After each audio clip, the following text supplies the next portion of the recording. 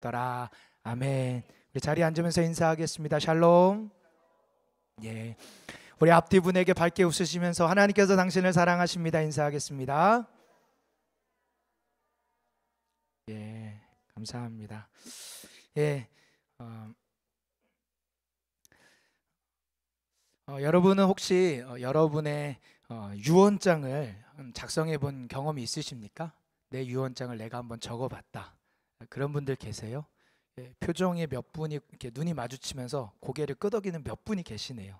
예, 저는 한 번도 안 써보다가 최근에 한번 써봤습니다. 그 지난주에 지지난주죠, 부부학교 참여했는데 거기 순서에 배우자에게 유언장을 쓰라는 순서가 있더라고요.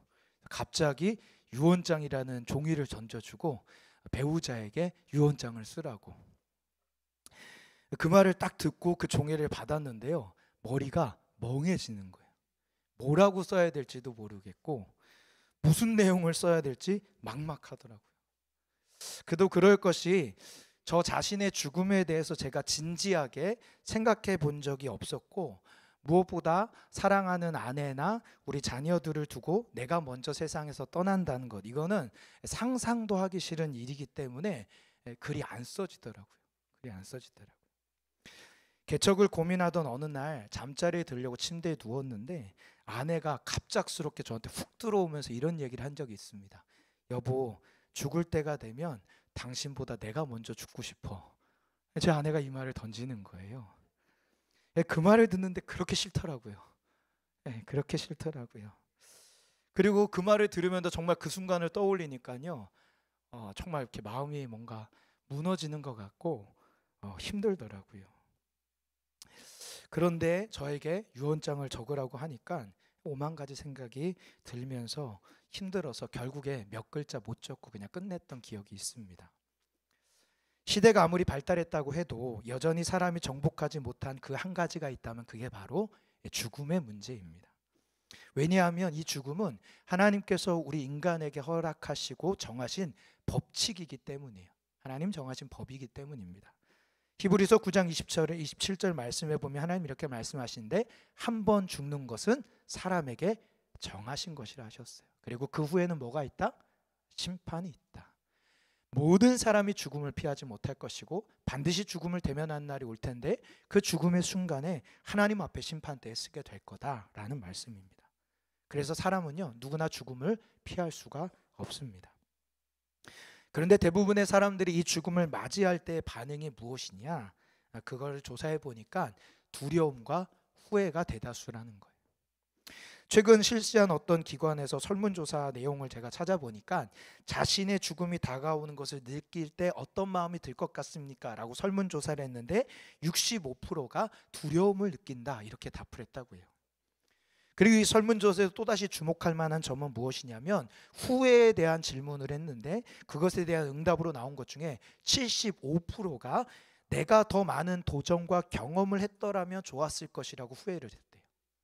내가 조금 더 도전해 볼 걸, 그때 내가 이거 조금만 더 노력해 볼 걸, 그런 후회가 무려 75%나 된다라는 거죠.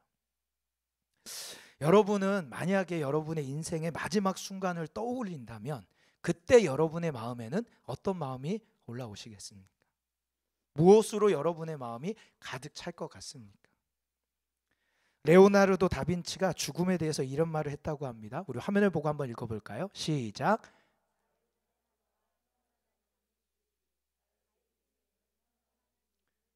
예, 기가 막힌 표현이죠. 예, 글은 저렇게 써야 되는데, 예, 잘 보낸 하루가 편안한 잠을 준대요. 그런 것처럼 잘 쓰인 인생, 요게 포인트예요.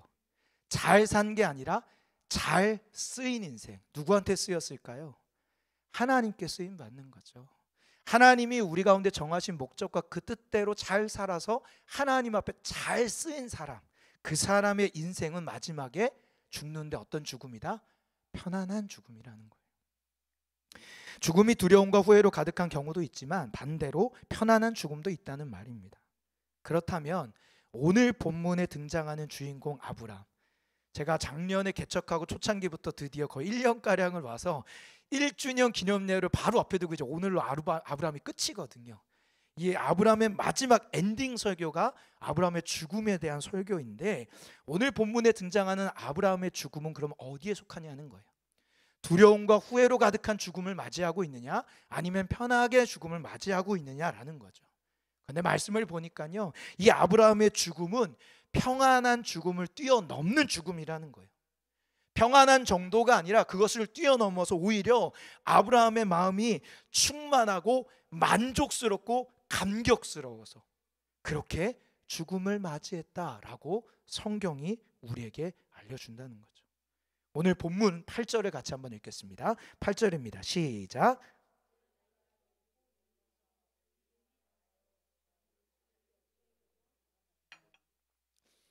이 아브라함을 표현하면서 나이가 높고 늙어서 기운이 다하여 죽었다라고 우리 성경엔 기록되어 있지만, 여기 나오는 기운이 다하여라는 이 표현의 원어의 뜻은요, 다른 뜻입니다. 원어의 본래 뜻은요, 충만하다, 만족하다, 배부르다라는 단어예요. 이 단어가. 그래서 이 단어의 원래 의미를 살려서 번역하면 이렇게 번역할 수 있어요. 아브라함은 좋은 노년에 나이 많고 충만하고 만족스럽게 죽음을 맞이했다, 이렇게 표현할 수 있는 거예요. 아브라함은 인생의 마지막 순간 죽음을 두려워하거나 자신의 인생을 돌아보면서 후회하면서 죽음을 맞이하지 않았습니다. 오히려 그는 자신의 인생을 돌아보면서 충만한 마음으로, 후회 없이 만족스러운 마음으로 자신의 죽음을 맞이하고 있다는 거예요. 사실 지금 아브라함의 겉으로 보이는 상황은 충만과 만족과는 거리가 먼 상황입니다.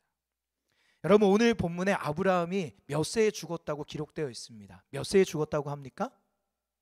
175세입니다. 자, 그럼 여러분에게 간단한 산수 질문 드리겠습니다. 아브라함이 하나님의 명령을 따라 가나안으로 갔을 때 나이가 몇 세입니까? 1년 전에 설교니까 벌써 잊어버리셨죠? 기억나는 분 큰 소리로. 그렇지, 75세였어요. 그리고 지금 몇 세에 죽었다고요? 175세. 그러면은 문제, 아브라함은 가나안에서 몇 년을 산 거예요? 100년을 산 거예요. 100년, 오래 산 거죠. 그런데 하나님의 약속 하나 믿고 자신의 고향을 등지고 떠나서 이 가나안 땅에 와서 산 지가 100년이나 되었는데, 그 100년을 살고 얻은 그의 결과물이 뭐냐는 거예요.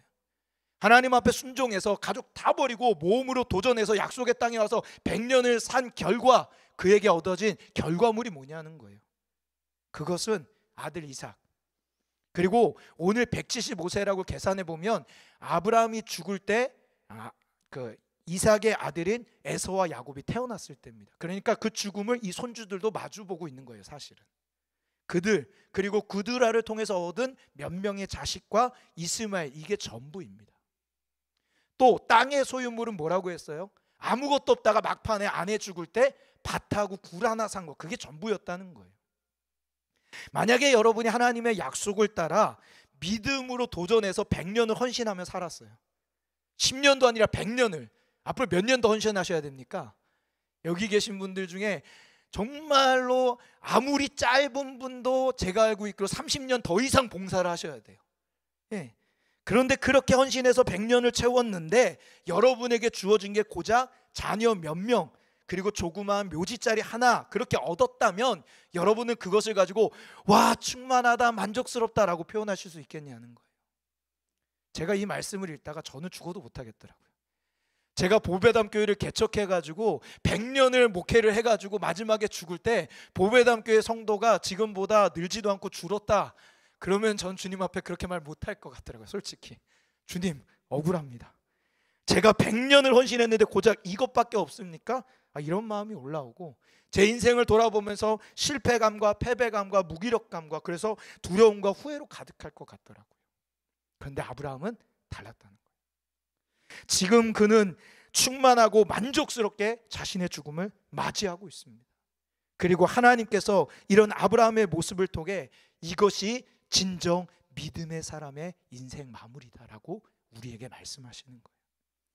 하나님께서 허락하시고 부르신 삶을 충성되게 감당하고 그 마지막에는 충만하고 만족한 마음으로 죽음을 맞이하는 것, 두려움과 후회에 몸서리치고 아등바등하면서 죽음을 어쩔 수 없이 맞이하는 것이 아니라 그 마음과 영혼 가운데 충만하고 만족하여 하나님의 부르심 앞에 평안하게 반응하는 것, 이게 믿음의 사람의 모습이라는 거예요. 사랑하는 성도 여러분, 저는 우리 모두가 이 아브라함처럼 인생의 끝자락에서 충만하고 만족스럽게 인생의 마무리를 맞이하는 복된 믿음의 사람이 되길 주님의 이름으로 축복합니다.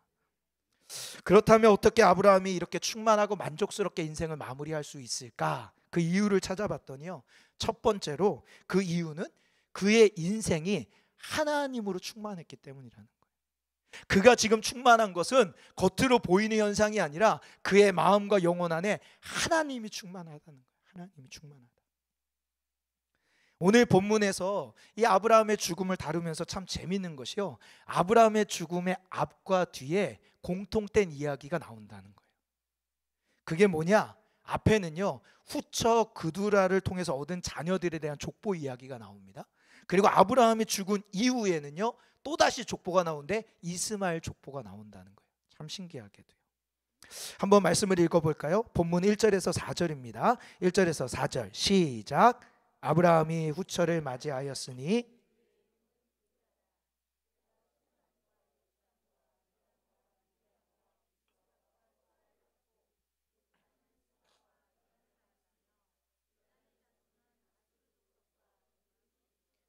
룸미 족속이며 미디안의 아들은 에바와 에벨과 하녹과 아비다와 엘다아인이 다 그두라의 자손이었더라. 예, 족보 이야기가 나옵니다. 여기서 등장하는 이 그두라가 누굴까? 예, 발견된 게 없습니다. 정확하게 누군지 잘 몰라요. 그런데 이 본문에 대해서 성경학자들마다 해석이 조금 나뉩니다. 어떻게 나뉘냐? 긍정적으로 보는 것과 부정적으로 보는 것으로 나눕니다. 왜냐하면 이 아브라함이 그두라를 맞이해서 자녀를 낳은 시기가 언제인지를 추론하면서 그렇게 하는 거예요. 종교개혁자 칼빈은요, 아브라함이 언제 그두라를 맞이했을까라고 할 때 그는 이렇게 해석합니다.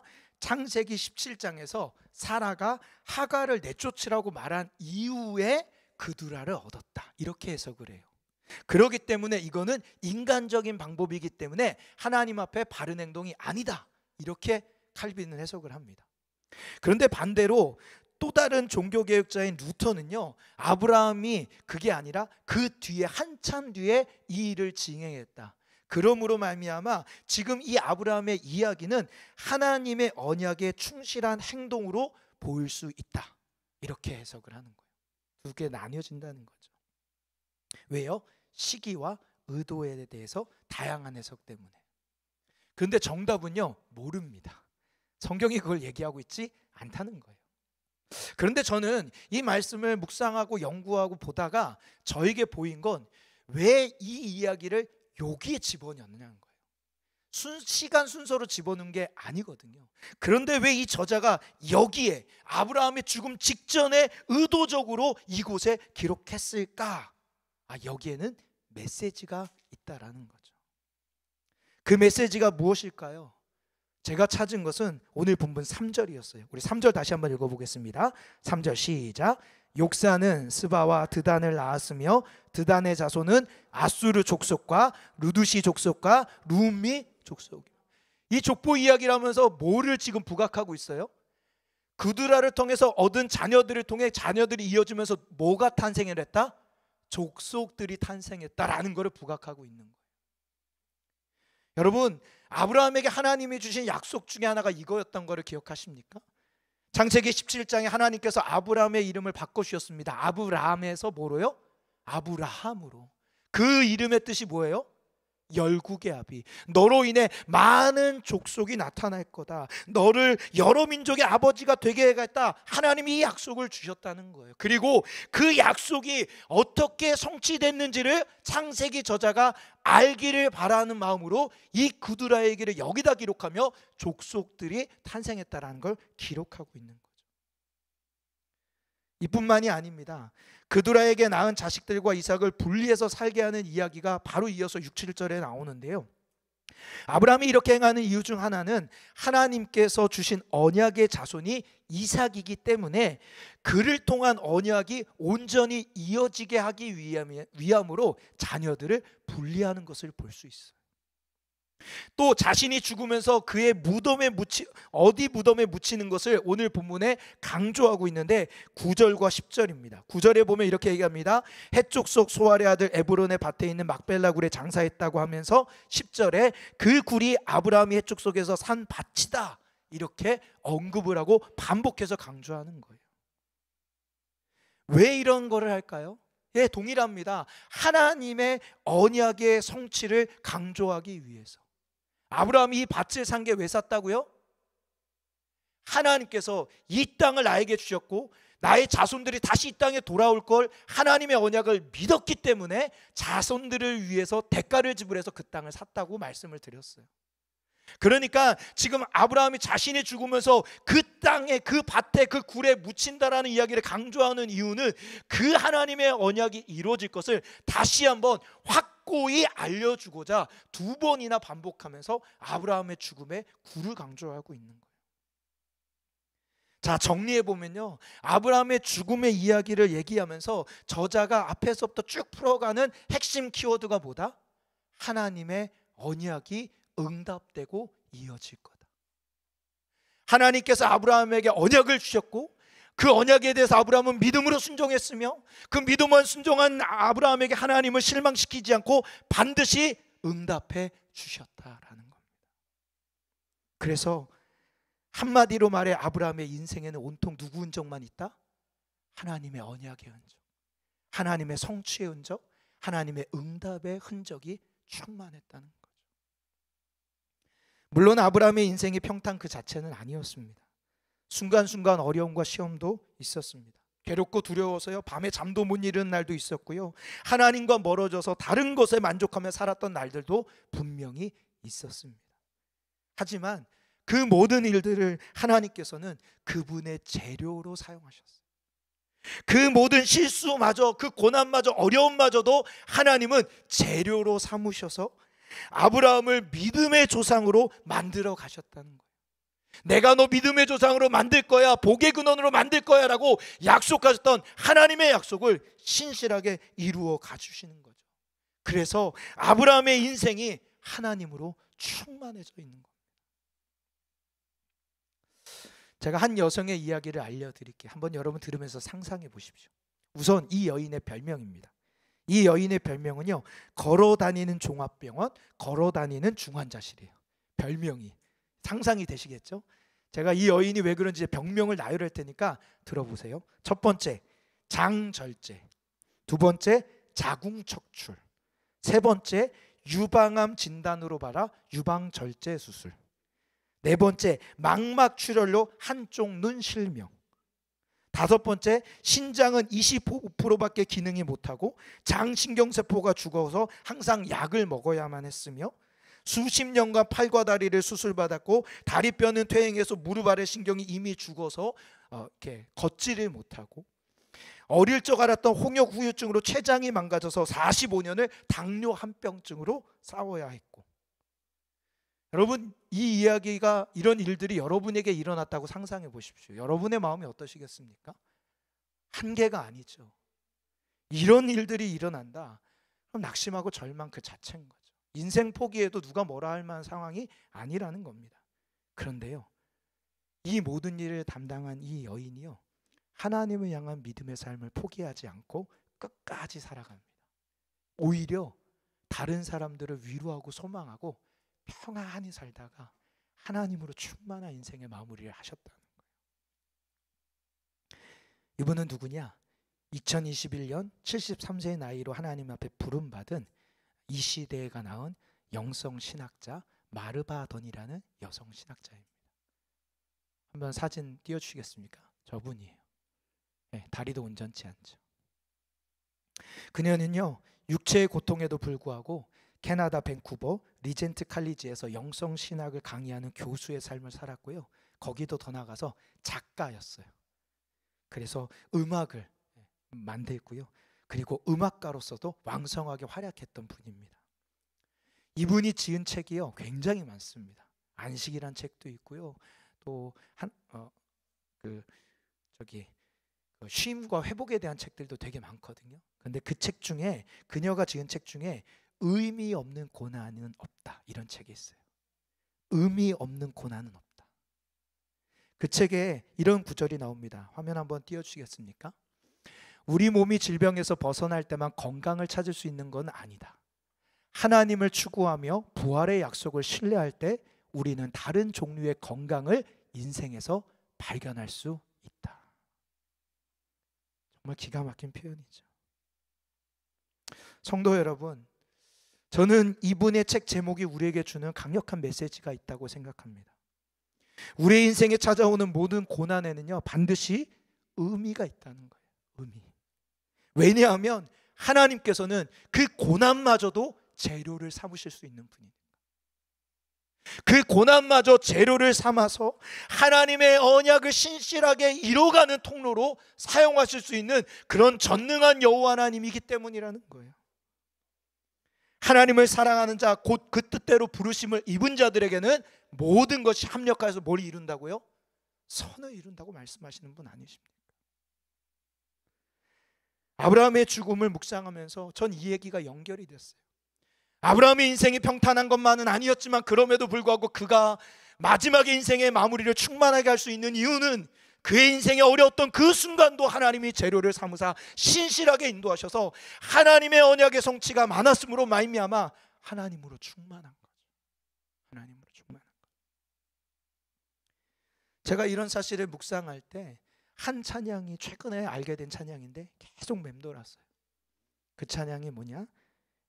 제가 지난 금요 기도회 때 여러분하고 함께 불렀던 찬양이에요. 괜찮으면 반주 한 번만 해주시겠어요? 이 찬양의 가사 화면에 나오죠. 찬양의 가사가 이렇습니다. 주의 자녀로 산다는 것은 불 가운데로 걸어가는 것. 그런데 그 불 가운데서 어떤 일을 경험하는 거예요? 그 속에서 신실하게 날 지키시는 그 손길을 경험하는 거예요. 또 주의 자녀로 산다는 것은 어떤 의미예요? 때론 무모하게 바다 위로 걸어가는 것 같아요. 근데 그 바다 위로 걷다 보면 내 온몸을 덮쳐오는 폭풍 속에서도 잠잠히 주님을 바라보는 거죠. 왜요? 그 주님이 나와 함께 계시니까. 주의 자녀로 산다는 것은 나도 그들을 용납하는 것. 왜냐하면 나를 위해 달리신 십자가 사랑, 그 사랑이 내 안에 있기 때문입니다. 주의 자녀로 산다는 것은 주님과 함께 동행하는 것, 주께서 지신 십자가 기꺼이 지고 주와 함께 걸어가는 것. 때론 불 가운데 휩싸일 때도, 폭풍 가운데 무너질 때도 주님이 내 곁에 함께 하시니까, 가장 가까이에서 함께 하시니까, 그래서 나는 누구보다 안전하다는 거죠. 사랑하는 성도 여러분, 여러분의 삶에 이 은혜가 있다는 걸 기억하셨으면 좋겠습니다. 우리 함께 찬양할까요?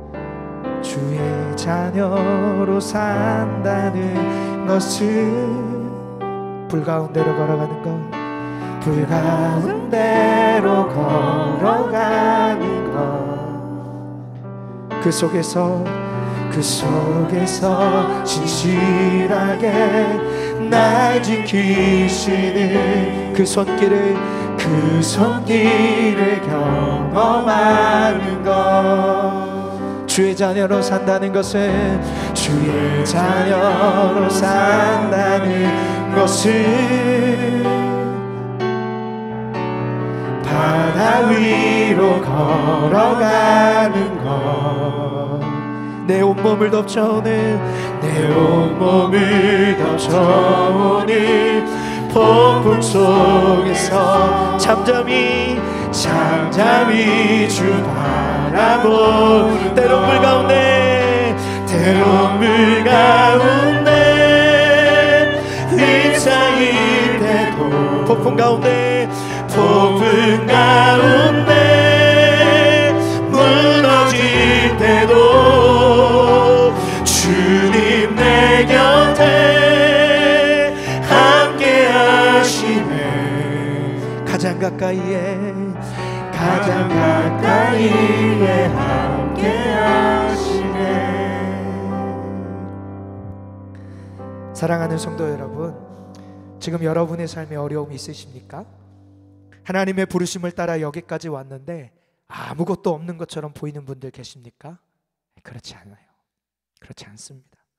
결코 여러분은 어려움 속에 버려지고 아무것도 없는 초라한 사람이 아니라 그 모든 순간에 주님이 여러분과 함께 하시고 그분으로 충만하게 될 사람인 줄 저는 믿습니다. 바라기는 아브라함처럼 평생을 주님과 함께 동행하시고 인생의 마무리하는 그 순간 하나님으로 충만하고 만족하는 여러분이 되시길 주님의 이름으로 축복합니다. 아브라함이 충만하고 만족스러운 인생을 마무리할 수 있었던 두 번째 이유는요, 그의 인생에 하루하루가 쌓여서 만들어낸 결과물이라는 거예요.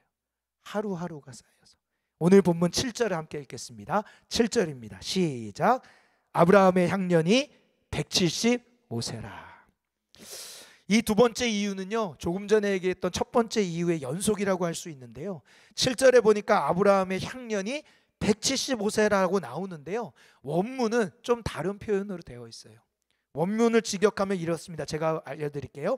이것들은 아브라함의 삶의 횟수의 날들이니, 이렇게 표현되어 있어요. 원문은 하루하루를 의미하는 날들이라고요. 날들. 이거는요, 히브리인들의 인생관이 담긴 표현입니다. 우리가 사는 인생은 그냥 우연히 뚝딱 만들어지는 게 아니라 하루하루가 더해져서 만들어진다는 거예요. 삶의 모든 순간과 과정과 경험이 하루하루 쌓여서 인생이 된다는 말입니다.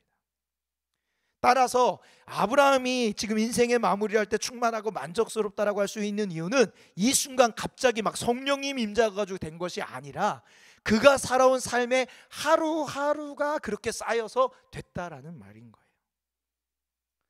18세기 미국의 신학자이자 대각성 운동을 이끌었던 아주 유명한 분, 조나단 에드워즈라는 사람이 있습니다. 젊은 시절부터 자신의 삶을 신중하게 돌아보고 하나님 앞에서 의미 있는 하루를 살기 위해서 그가 무려 70가지의 결심문을 적었대요. 몇 가지요? 70가지나 되는 결심문을 적었대요. 그 결심문 중에 한 가지가 뭐냐? 하루를 헛되이 보내지 않겠다는 거예요. 내가 하루를 헛되이 보내지 않겠다. 그래서 그것을 지키려고 그가 한 노력이 뭐냐? 일기와 노트에 매일 하루도 빠짐없이 열심히 적은 내용이 있는데 그 내용이 이거래요. 화면 띄워주시겠습니까? 같이 읽어보겠습니다. 시작.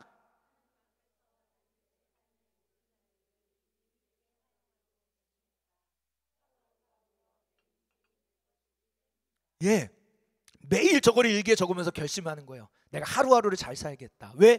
그 하루하루가 뭐예요? 내 인생이 될 것이니까. 이 에드워즈가 거대한 신학적 성취를 이루려고 비전을 삼은 적이 없어요. 그의 목표는 뭐예요? 하루하루 잘 살자. 오늘 하루 잘 살자. 오늘 하루 하나님 앞에 의미 있게 살자. 오늘 하루를 허락하신 분이 하나님이니까 이 하루를 허락하신 하나님의 의미를 발견해서 그 하루 실천하는 거, 그게 내 인생의 전부다. 그거면 충분하다. 그렇게 결단하고 산 거죠. 그랬더니 그가 비록 54세의 나이로 세상을 떠났지만 그의 짧은 생애는 미국의 대각성 운동을 일으켰고 후대 기독교 역사에 길이 남는 영향력을 지키는 리더와 지도자가 된 것이에요. 사랑하는 성도 여러분, 우리의 생애는요, 어느 날 갑자기 뚝딱하고 만들어지는 게 아닙니다.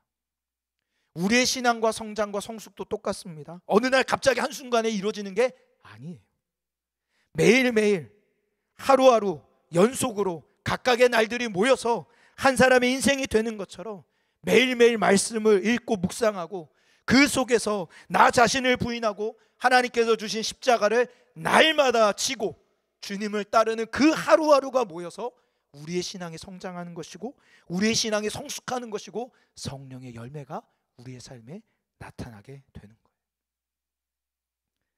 저는 저와 여러분이 이 아브라함처럼 그리고 조나단 에드워드처럼 하나님 앞에서 하루를 헛되이 보내지 않는 마음의 다짐을 하길 간절히 바랍니다. 하나님, 내가 오늘 이 하루를 하나님 앞에 바르게 살겠습니다. 그럴 때 우리의 인생이 충만하고 만족스러운 인생이 될 줄 믿습니다.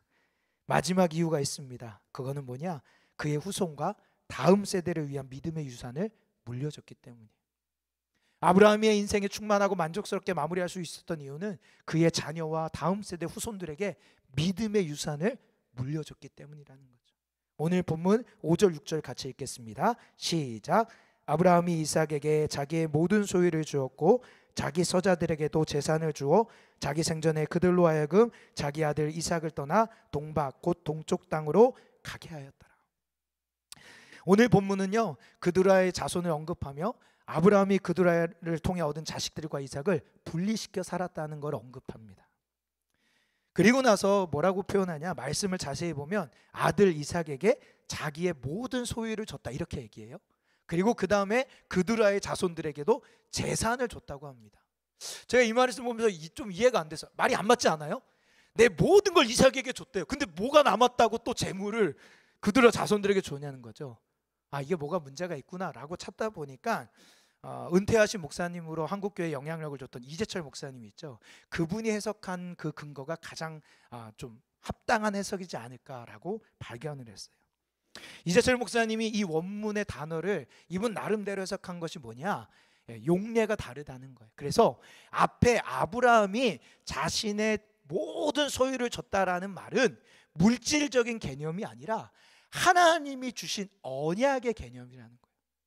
왜요? 하나님이 이 언약을 누구로 이어가게 했다고 했다고요? 이삭에게 하기로. 그러니까 내게 준 그 하나님의 언약이 이삭을 통해서 이어질 거라니까 이삭에게 주는 거예요. 이런 거죠. 이삭아, 하나님이 나에게 너는 복이 되라 말씀하셨어. 이 언약이 너에게 이어질 거니까 너는 복이 될 거야. 이렇게 했다는 거예요. 그렇지만 나머지 자녀들도 소중히 여기니까 그들이 살아갈 수 있는 필요에 따른 재물도 그들에게 나눠줬다라는 거죠. 아브라함이 죽은 후에 그를 장사 지내는 과정을 보면 저는 이 해석이 맞다고 봅니다. 11절이죠. 오늘 본문 우리 11절 같이 읽겠습니다. 11절 시작. 아브라함이 죽은 후에 하나님이 그의 아들 이삭에게 뭘 주셨고요? 복을 주셨다고요. 이 복을 주신다는 개념이 창세기 12장에 나왔던 그 개념 아닙니까? 하나님이 아브라함을 불러서 내가 너에게 복을 줄 거야 라고 했는데 그 복이 지금 누구에게 잊었다? 이삭에게 줬다. 하나님의 언약이 그대로 흘러가는 거죠. 하나님은 내 자녀가 나에게 주신 그 믿음의 언약이 이어져 가기를 끝까지 노력했습니다. 뿐만이 아니라 자녀들이 다투는 걸 싫어해서 화목하게 믿음의 가정을 이루기에 끊임없이 노력하는 거예요. 그래서 그드라의 자손과 이삭을 분리해서 갈등을 피하게 하죠.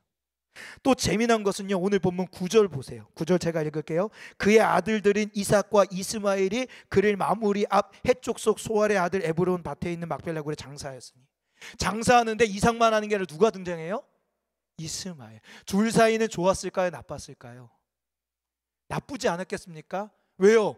저 이삭 때문에 우리 엄마와 내가 쫓겨났잖아요. 이스마엘은 평생에 이삭이 엄청 밉지 않았겠습니까? 볼 때마다 때려주고 싶은 존재가 이삭 아니었겠어요? 그런데 아버지 장사를 둘이 같이 지내요. 아버지 때문에 어쩔 수 없이 질렀을까요? 아니요. 저는 그렇게 생각되지 않아요. 왜요? 오늘 본문에 아브라함이 그드라의 자녀들과 이삭을 갈등을 일으키지 않게 한 모습을 볼 때 저 혼자만의 상상이지만 아마도 아브라함은 마지막까지 이스마엘을 돌보며 이삭과의 관계가 회복되기를 애썼을 거라고 저는 생각해요. 그리고 그 결과가 자기의 장례 때 두 아들이 합력해서 장례를 치르는 거로 나타나는 거죠. 아브라함은요, 마지막까지 나의 자녀들에게 믿음이 이어지고 그들이 화목하게 지내게끔 끊임없이 수고하고 노력한 거예요. 그리고 그것으로 그는 충만한 마무리한 겁니다. 성도 여러분, 하나님이 우리에게 믿음을 주신 이유 중에 하나는요, 우리의 믿음이 흘러가길 바라는 거예요. 누구에게? 가장 첫 번째는 우리 가족들에게, 우리 자녀들에게. 이건 거저되는 게 아니라 수고하고 노력해야 됩니다. 하나님 말씀하십니다. 시편 127편 3절에서 5절입니다. 시작. 보라, 자식들은 여호와의 기업이요 태의 열매는 그의 상급이로다. 젊은 자의 자식은 장사의 수중에 화살 같으니 이것이 그의 화살통에 가득한 자는 복되도다. 그들이 성문에서 그들의 원수와 담판할 때 수치를 당하지 아니하리로다. 하나님 말씀하시는 거예요. 너희의 자녀들은 너희의 상급이고 너희 장사의 수중에 있는 화살과 같은 존재들이다. 화살 같은 존재들이야. 철학자이자 화가, 소설가, 시인으로 유명한 레바논의 대표 작가 칼릴 지브란이라는 사람이요, 시집을 썼는데 그 시집의 안에 있는 이런 글귀가 있습니다. 화면을 띄워주겠어요? 이런 글귀예요. 그대는 활, 그리고 그대의 아이들은 마치 살아있는 화살처럼 그대로부터 쏘아져 앞으로 나아간다. 그리하여 활 쏘는 자인 신은 무한의 길 위에 관역을 겨누고 자신의 화살이 보다 빨리, 보다 멀리 날아가도록 온 힘을 다해 그대를 당겨 구부리는 것이다. 그대는 활 쏘는 이의 손에 의해 구부러짐을 기뻐하라. 그는 날아가는 화살을 사랑하는 만큼 흔들리지 않는 활 또한 사랑하기에. 이 글에서 어떻게 표현해? 하나님이 궁수시라는 거예요. 그리고 그 궁수의 손에 있는 활은 누구예요? 여러분들, 부모님들. 그리고 날아갈 화살은 누구요? 여러분의 자녀라는 거예요. 하나님이 여러분의 자녀를 여러분에게 맡기면서 하나님의 비전을 향해 날아가 꽂히기를 기대하시는데 그 방법을 뭘로 통해서요? 여러분을 구부러뜨림으로. 여러분, 활이 날아갈 때 활실을 아주 힘있게 당겨서 활이 많이 구부려질수록 화살은 더 빨리, 더 곱게, 더 확고하게 목표를 향해 갑니다. 덜 구부러지면 구부러질수록 화살은 힘이 떨어지는 거죠. 여러분, 이게 영적인 원리예요. 부모가 하나님 손에 붙들려서 철저히 엎드려지고 구부려져서 하나님 손에 다듬어질 때 그 부모의 자녀들은 하나님을 향한 비전으로 힘있게 곧게 달려간다.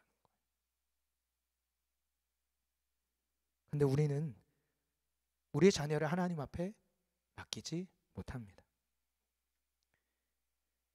화살통에 그냥 넣어두고요, 인형처럼, 로봇처럼 우리의 마음대로 내가 원하는 모습을 딱 정해놔서 이 정도의 신앙인을 되길 바라서 이렇게 해야 되지 라는 온갖 율법과 기준과 잣대로 아이들에게 적용하는 거예요. 하나님은 그렇게 우리에게 자녀들을 허락하시지 않았습니다. 하나님은 우리의 구부러짐을 통해 우리의 자녀들이 날아가게 하신다. 활이 많이 구부러지면 구부러질수록 화살은 더 힘있게, 더 멀리, 더 정확하게 날아갈 수 있다는 걸 기억해야 될 줄 믿습니다. 사랑하는 성도 여러분, 여러분의 자녀들이 하나님이 정하신 목표대로 날아가도록 여러분은 무엇을 하고 계십니까? 혹시 하나님께 맡기지 못하고 여러분의 뜻과 마음대로 자녀의 모습을 정하고 그렇게 만들기 위해서 끌고 가지는 않으십니까? 하나님께 맡겨야 합니다. 그리고 여러분의 삶을 구부려야 돼요. 구부린다는 게 뭘까요? 여러분의 삶의 삶으로, 그리고 여러분의 인격으로 자녀에게 하나님의 말씀을 보여줘야 되는 거예요. 여러분의 인격으로, 여러분의 삶으로 그게 구부러지는 거예요. 그럴 때 하나님은 우리의 자녀들을 하나님의 선한 계획대로 반드시 이끌어갈 줄 믿습니다. 말씀을 마무리하겠습니다. 우리에게 잘 알려진 라틴어 표현 중에 이런 표현이 있어요. 메멘토 모리. 메멘토 모리. 뜻이 뭐라고요? 죽음을 기억하라. 죽음을 기억하라. 로마 시대, 그 로마 공화정 시대에 승리한 장군이요, 승리의 개선 행군을 딱 하잖아요. 말을 타고 그 시대가 저렇게 하고 사람들이 막 반격할 거 아니에요. 그런데 그때 정말로 가장 밑단, 가장 낮은 비천한 노예가 그 장군 옆에 딱 붙는데요. 그리고 장군한테 뭐라고 속삭이는지 아세요? 이 말 해준대요. 메멘토 모리. 그럼 상상해 보세요. 승리한 개선 장군이 말을 타고 어깨 쫙 펴고 기분 좋게 들어가는데 나와 급이 너무 다른 비천한 노예 한 명이 딱 붙어서 그 장군에게 메멘토 모리. 뭐예요? 당신 죽음을 기억하라. 당신도 죽을 거야. 이 순간 교만에 빠지지 말고 하나님 잊지 말고 겸손하게 살아라는 말 아닙니까? 저는 이 메멘토란 모리라는 말이 우리 믿음에 살아가는 사람들이 기억해야 되는 말인 것 같아요. 여러분, 우리는 훗날 다 주님 앞에 설 거예요. 주님과 1대1로 만날 거예요. 그리고 주님과 대화를 나눌 거예요. 근데 그때 여러분 뭘 나누시겠어요? 주님, 제가 주님을 위해서 교회 부흥시켰어요. 만명교회 만들었어요. 그런 얘기 할까요? 그렇게 얘기하면 아마 주님은 그거 말고 그럴 거예요. 그거 말고. 왜 그때 너 나랑 이거 했잖아. 그때 너 나 이거 했잖아. 주님이 바라는 건 주님과 함께하는 거예요. 주님을 뵐 때 나눌 수 있는 얘기는 주님과 함께한 이야기예요. 우리가 이것을 기억하고 주님 앞에 나아가면 좋겠습니다. 우리 찬양하고 같이 기도할까요? 아까 했던 찬양입니다. 주의 자녀로 산다는 것은 주의 자녀로 산다는 것은 불 가운데로 걸어가는 것, 불 가운데로 걸어가는 것, 그 속에서 신실하게, 그 속에서 신실하게 날 지키시는 그 손길을 경험하는 것. 주의 자녀로 산다는 것은, 주의 자녀로 산다는 것은 바다 위로 걸어가는 것입니다. 바다 위로 걸어가는 것. 내 온몸을 덮쳐오는 그 폭풍 속에서도, 온몸을 덮쳐오는 폭풍 속에서 잠잠히 주 바라보는 것. 잠잠히 주 바라보는 한 번 더. 주의 자녀로 산다는 것은, 주의 자녀로 산다는 것은 나도 그들을 용납하는 것, 나도 그들을 용납하는 것. 나를 위해 달리신 십자가 사랑, 나를 위해 달리신 십자가 사랑, 그 사랑으로, 그 사랑으로 살아가. 우리 한 번 더. 주의 자녀로 산다는 것은, 주의 자녀로 산다는 것은 주님과 함께 동행하는 것, 주님과 함께 동행하는 것. 주께서 지신 십자가, 주께서 지신 십자가 기꺼이 지고 주와 함께 걸어가는 것. 아멘. 우리 믿음의 오른손을 들고 때론 물 가운데 휩싸일 때도, 물과 폭풍 가운데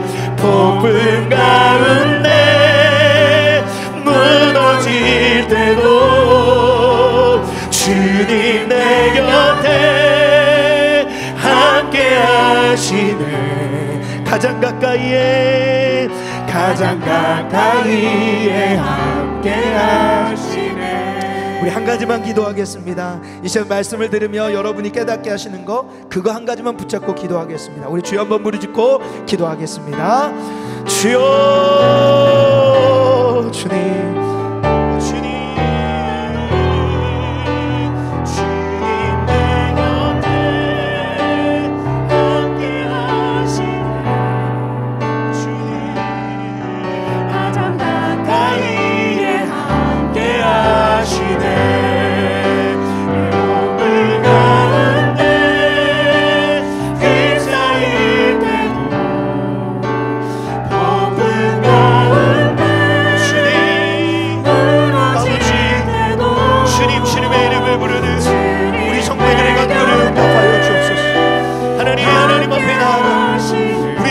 책임지고 인도하시는 하나님 앞에 나아갑니다. 하나님, 두려움과 우회가 하나님 우리 인생의 마무리하고 하나님으로 충만한 삶을 살기 원합니다. 우리 하루하루가 주님과 동행하는 삶을 살게 하여 주옵소서. 하나님, 우리 부끄러짐을 통해 우리의 자녀들이 하나님이 정하신 관역으로 날아갈 때 부족함이 없게 하여 주옵소서. 주님, 나의 인격이 주님을 닮지 못했습니다. 주님, 나의 언어가 주님을 닮지 못했습니다. 주님을 알려줘야 되는데 화를 알려줬고, 주님의 사랑을 알려줘야 되지만 하나님 나의 열심으로 하나님 아버지 하나님이여 주옵소서. 하나님, 나의 얼굴과 나의 인격과 나의 말수가 주님을 보여주게 하여 주옵소서.